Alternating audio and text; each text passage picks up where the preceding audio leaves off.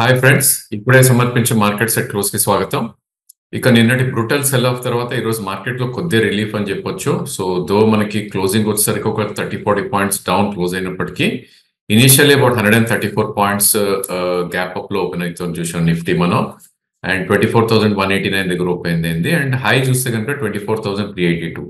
So నిన్నటి హైకి just ఒక 10 points పైకి వెళ్ళటం చూసాం. అక్కడి నుంచి అగైన్ ఒక సెల్ ఆఫ్ రావటం చూసాం.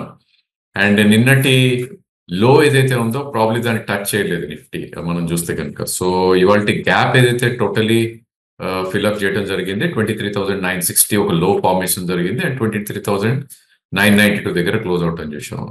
సో ఇవాళ జరిగింది ఏంటి అంటే కనుక నిన్నటి హై లో మధ్యలోనే ఒక గేమ్ అనేది నిఫ్టీలో ప్లే అవటం చేసాం మనం. అండ్ ప్రతి మచ్ దీనికి మనకి ఫిన్ నిఫ్టీ ఎక్స్పైరీగా చెప్పుకోవచ్చు. ఈరోజు ఏదైతే వీక్లీ ఆప్షన్స్ ఫిన్ నిఫ్టీలో ఎక్స్పైరీలో ఉందో అది క్లియర్ గా మనకి ప్లే చేయటం చూసాం. సో నిన్నటి గ్యాప్ కూడా కొద్దిగా ఫిల్ అవటం చూసాం కాబట్టి మేబీ అగైన్ 20-డే మూవింగ్ యావరేజ్ ఒక రెసిస్టెన్స్ ఉంటుందా అని ఒక ఫీల్ వస్తుంది. ఎందుకంటే 24,453 అనేది ఒక కీ రెసిస్టెన్స్ ఉంటుంది ఇప్పుడు. అండ్ దాని తర్వాత 24,686 ఏదైతే నిన్నటి గ్యాప్ ఉందో ఆ గ్యాప్ ఫిల్ చేసే ప్రయత్నం చేస్తుంది. సో ఆల్ ఇన్ ఆల్ మనకి డౌన్ సైడ్ చూసినా కూడా నిన్నటిలో ఒక సపోర్ట్ ఉంటుంది మేజర్ గా 23,893. అండ్ ఒకవేళ అది కట్ అయింది అంటే కనుక 23,558 ఏదైతే 24th జూన్ హై ఉందో అది ఒక కీ సపోర్ట్ గా ఉంటుంది. సో ఆల్ ఇన్ ఆల్ మనకి మార్కెట్ ఈ స్టేజ్ లో టూ సైడ్స్ ట్రేడ్ ఇవ్వడం చూస్తున్నాం మనం. ఎందుకంటే 24,450 వచ్చినప్పుడు సెల్ చేసే ప్రయత్నం చేయొచ్చు 70, 80 ఆర్ 100 పాయింట్స్ స్టాప్ లాస్ పెట్టుకుని. అదేవిధంగా 23,800 ఆ లెవెల్ వస్తే కనుక 100 to 150 పాయింట్స్ స్టాప్ లాస్ పెట్టుకుని బై చేసే ప్రయత్నం చేయొచ్చు. సో టూ వే ట్రేడ్ ఉంది కాబట్టి దాన్ని ఫాలో అవుతే ఇట్స్ ఎ గుడ్ ఐడియా అని మా ఉద్దేశం. అండ్ ఈరోజు గెయినర్స్ లోకి మనం వెళ్ళి చూస్తే కనుక ఎఫ్ఎంసీజీ ఈరోజు సెకండ్ డే గెయిన్ కొనసాగింది. సో మనకి చూస్తే కనుక స్టాక్స్ లైక్ బ్రిటానియా కానీ, నెస్లే, హిందుస్థాన్ లీవర్, ఐటీసీ ఇవన్నీ కూడా పాజిటివ్ గా ట్రేడ్ అవుతుంది చూసాం. And in fact that's one of the biggest gainer ఈ రోజు నిఫ్టీలో బ్రిటానియా అని చెప్పొచ్చు. 2.7% పెరగటం చూసాం. అదేవిధంగా మెటల్స్ లో కొద్దిగా పుల్ బ్యాక్ ర్యాలీ రావటం చూసాం. So JSW steel, Tata steel లాంటివి పెరిగాయి. అండ్ డిఫెన్స్ ఆల్వేస్ అనుకుంటాం మనం ఐటీ అండ్ ఫార్మా స్టాక్స్ లో కూడా కొంచెం పాజిటివ్ అనేది రావటం చూసాం. ఎల్టీఏ మైంట్రీ కానీ, లేదంటే హెచ్సిఎల్ టెక్ కానీ, ఇన్ఫోసిస్, సిప్లా కానీ, దివీస్ లాంటి స్టాక్స్ లో కొద్దిగా పాజిటివ్ గా ట్రేడ్ అవటం చూసాం. అండ్ సమ్ పిఎస్యూ స్పేస్ ఏవైతే ఎన్టీపీసీ లాంటి స్టాక్స్ ఉన్నాయో కొద్దిగా అప్ మూవ్ రావటం చూసాం. అండ్ అదర్ హెవీ వెయిట్స్ ఏవైతే ఉన్నాయో ఎల్ఎన్టీ కానీ, రిలయన్స్ గ్రూప్ కానీ, అదానిస్ కానీ ఇవన్నీ కూడా స్వల్పంగా గ్రీన్ లో క్లోజ్ అవటం చూసాం. ఇక మనం ఇనిషియల్లీ అనుకున్నట్టు ఫిన్ నిఫ్టీ స్టాక్స్ లో there was some good sell off. In fact Fin Nifty 1.8% crack అవటం చూసాం మనం ఈ రోజు వీక్లీ ఆప్షన్స్ ఎక్స్పైరీ రోజు. దానికి అనుగుణంగా ఆ స్టాక్స్ నిఫ్టీలో ఏవైతే ఉన్నాయో అవి కూడా పడతాం చూసాం. హెచ్డిఎఫ్సి లైఫ్ అబౌట్ 4.5% క్రాక్ అయింది. ఎస్బీఐ లైఫ్ కిందకి రావటం చూసాం. శ్రీరామ్ ఫైనాన్స్ కానీ, స్టేట్ బ్యాంక్ ఆఫ్ ఇండియా కానీ, హెచ్డిఎఫ్సి బ్యాంక్, బజాజ్ ఫైనాన్స్, మన యాక్సిస్ బ్యాంక్ కానీ, కోటక్ బ్యాంక్ ఇవన్నీ కూడా వీక్ గా ట్రేడ్ అవటం చూసాం. ఇక అదర్ వీక్నెస్ ఎగ్జిబిట్ చేసిన మనం చూస్తే కనుక నెక్స్ట్ బెస్ట్ సెల్లర్స్ వీటిలో వచ్చిందంటే కనుక public sector stocks like BPCL లాంటి, కోల్ ఇండియా లాంటి స్టాక్స్ లో కొద్దిగా సెల్ ఆఫ్ రావటం చూసాం. అఫ్ కోర్స్ బ్యాంకింగ్ నేమ్స్ లో కూడా అదర్ స్టాక్స్ ఏవైతే ఉన్నాయో కొన్ని సెల్ ఆఫ్ కి రావటం చూసాం. అండ్ ఆటో స్టాక్స్ లో మిక్స్ గా ట్రేడ్ అవుతుంది చూసాం. టాటా మోటార్స్ కొద్దిగా పెరిగితే కనుక probably other names like M&M కానీ ఇవన్నీ కూడా కొద్దిగా వీక్ గా ట్రేడ్ అవుతాయి. ఇన్ఫాక్ట్ బజాజ్ ఆటో కూడా వీక్ గా ట్రేడ్ అవటం చూసాం. అండ్ బ్యాంక్ నిఫ్టీ విషయానికి వస్తే కనుక టోటల్లీ నెగటివ్ గానే ఉందని చెప్పొచ్చు ఈ రోజు కూడా. ఎందుకంటే నిన్నటి హై కూడా బ్రీచ్ కాలేకపోయింది. అండ్ దో మనకు ఒక 300-370 పాయింట్స్ గ్యాప్ అప్ ఉన్నప్పటికీ ప్రాబ్లీ అది ఫిజిల్ అవుట్ అయిపోవడం చూసాం చాలా ఫాస్ట్ గా. అఫ్ కోర్స్ ఈ రోజు నిఫ్టీలో అదర్ కాంపోనెంట్స్ హోల్డ్ చేశాయి కాబట్టి బ్యాంక్ నిఫ్టీ ఇంత వీక్నెస్ ఎక్స్పెక్ట్ చేస్తుంది. సో ఓపెనింగ్ 50,436 ఉన్నా కూడా ఇనిషియల్లీ ఒక స్టేజ్ లో అనుకుంది ఏంటంటే నిన్నటి హై కూడా బ్రీచ్ చేసి పైకి వెళ్తుంది అనుకున్నాం. బట్ 5688 దగ్గర ఒక టాప్ అనేది ఫామ్ అవటం చూసాం. నిన్నటి హై 50,747 అంటే ఒక 60 పాయింట్స్ నిన్నటి హై కన్నా తక్కువలోనే టాప్ ఫామ్ అయిపోయి మళ్ళీ నిన్నటి లో కూడా బ్రీచ్ చేయడం చూసాం, విచ్ ఇస్ 49,719. అండ్ ఈ రోజు లో 49,659. బట్ క్లోజింగ్ వాజ్ 49,740 దగ్గర క్లోజ్ అవటం చూసాం. సో 50-డే మూవింగ్ యావరేజ్ కిందనే ట్రేడ్ అవుతున్నప్పటికీ 100-డే మూవింగ్ యావరేజ్ దగ్గర ఒక మంచి సపోర్ట్ తీసుకోవడం చూసాం. ఇన్ఫాక్ట్ నిన్న కూడా 100-డే మూవింగ్ యావరేజ్ కిందకి స్వల్పంగా వెళ్ళినా కూడా క్లోజింగ్ మాత్రం దానిపైన అయింది. మేబీ బ్యాంక్ నిఫ్టీ ఇక్కడే కొద్దిగా టైం కరెక్షన్ లాగా స్పెండ్ చేసే ఛాన్స్ ఉందా అని మనం చూడాలి. అఫ్ కోర్స్ మనకి 49,508 అనేది ఒక కీ సపోర్ట్ ఉంటుంది. ఇక్కడ నుంచి ఒక 200 పాయింట్స్ లో ఒక గ్రేట్ సపోర్ట్ ఉంది. ఒకవేళ అది కట్ అయింది అంటే కనుక 48,906 దాకా కూడా కిందకి వచ్చే ఛాన్స్ ఉంది. దాన్ని మనం డిమాండ్ జోన్ గా పరిగణిస్తాం. ఇక రెసిస్టెన్స్ జోన్ మనం ఎన్ని చూస్తే కనుక 51,087 ఏదైతే నిన్నటి గ్యాప్ ఉందో అదొక కీ రెసిస్టెన్స్ గా ఉంటుంది. అండ్ దాని తర్వాత మనందరం చెప్పుకున్నది 51,369 ఏదైతే 20-day మూవింగ్ యావరేజ్ ఉందో అది కూడా ఒక కీ రెసిస్టెన్స్ గా ఉంటుంది. So all in all support zone కి దగ్గరలో ఉంది కాబట్టి బై డిప్స్ అనే ఈ స్టేజ్ లో చెప్పొచ్చు. ఇన్ఫాక్ట్ 1000 పాయింట్స్ ర్యాలీ వస్తే కనుక సెల్ ర్యాలీస్ కూడా దీన్ని మనం అవలంబించవచ్చు. ఇక బ్యాంక్ నిఫ్టీలో సోల్ గెయినర్ ఏయూ బ్యాంక్ అని చెప్పొచ్చు. అది కూడా ఓన్లీ 0.6% పెరిగింది. అండ్ బిగ్గెస్ట్ లూజర్ ఎస్బీఐ గా చెప్పొచ్చు. 1.7% కరెక్ట్ అయింది. Other banks like HDFC, Federal, Axis, IndusInd ఇవన్నీ కూడా బిట్వీన్ 0.5 అండ్ 0.9 మధ్యలో కరెక్ట్ అవుట్ అని చూసాం. ఇక ఎఫ్ఎండో స్పేస్ లోకి వెళ్తే చూస్తే కనుక నథింగ్ గ్రేట్. నిన్నటి గుడ్ సెల్ ఆఫ్ తర్వాత రియాలిటీలో కొంత బయింగ్ రావటం చేసాం. Stocks like Godrej, DLF and Oberoi realty పెరగటం చేసాం. అదేవిధంగా స్పెషాలిటీ కెమికల్స్ లో ఏదైతే 2 days గా రియాక్షన్ వచ్చిందో ఈ రోజు కొద్దిగా రీకూప్ అవటం చేసాం.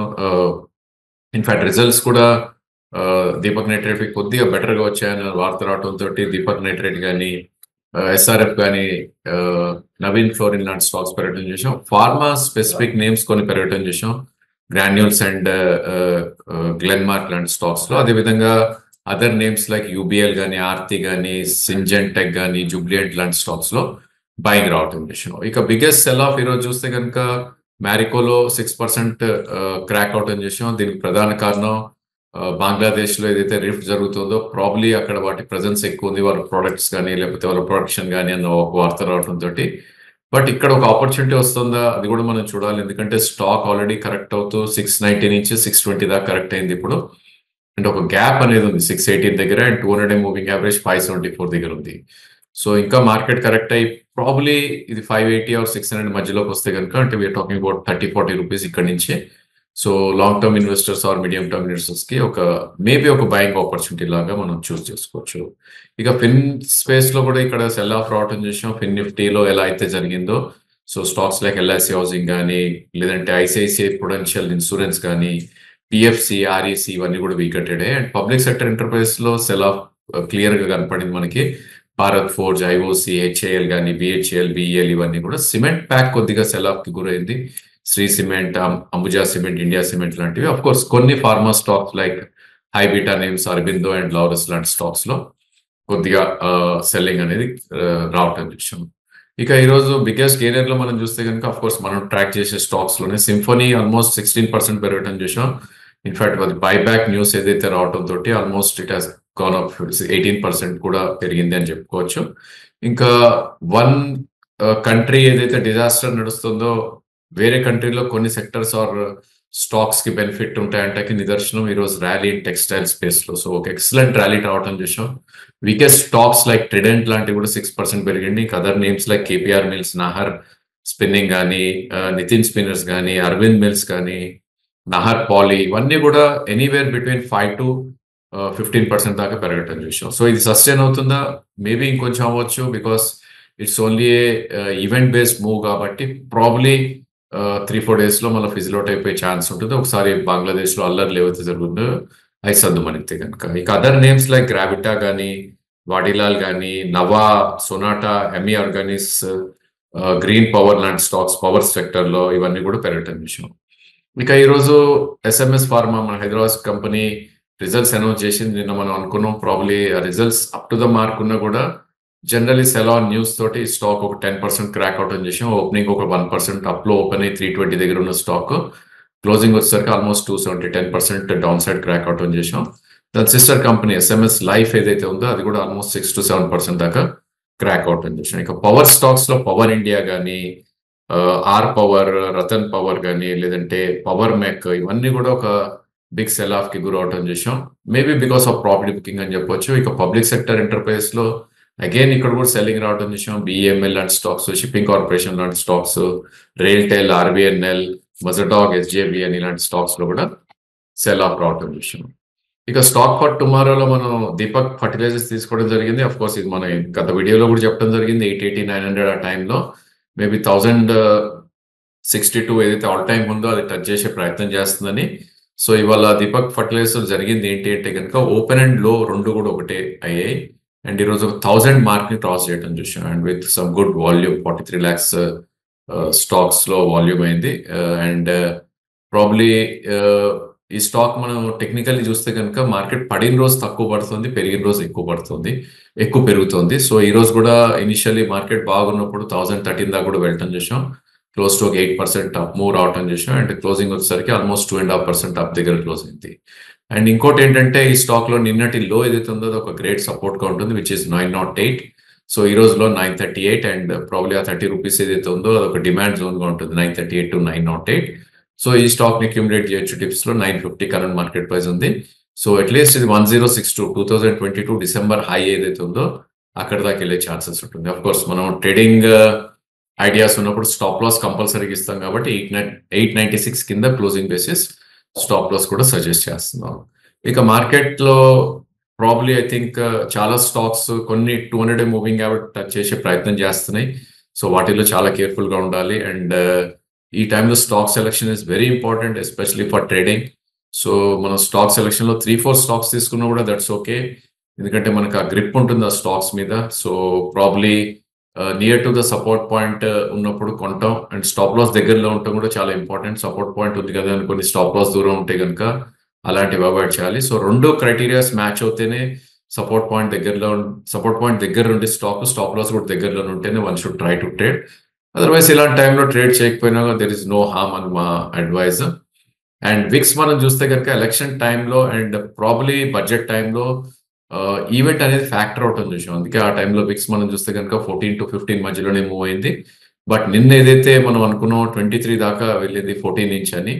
సో అది ప్రిపేర్ అవ్వలేదనే మనకి ఇండికేట్ చేస్తుంది వోలటాలిటీ అనేది, ఆర్ మేబీ అన్సర్టనిటీ అనేది, ఆర్ ఫియర్ అనేది. సో ఇవి కొంచెం కేర్ఫుల్ గా అబ్జర్వ్ చేయాలి. అఫ్ కోర్స్ నిన్న 23 నుంచి ఈ రోజు విక్స్ 18 దాకా రావటం చూసాం. మేబీ అది 15కి వస్తే కనుక మార్కెట్ వోలటాలిటీ అనేది కొద్దిగా స్టేబుల్ అయ్యే ఛాన్సెస్ మనకు ఉంటుంది కాబట్టి అది కూడా కొద్దిగా వాచ్ చేస్తే కనుక ఇట్స్ ఎ గుడ్ ఐడియా అని మా ఉద్దేశం. So that's all for today. Thank you for watching the video.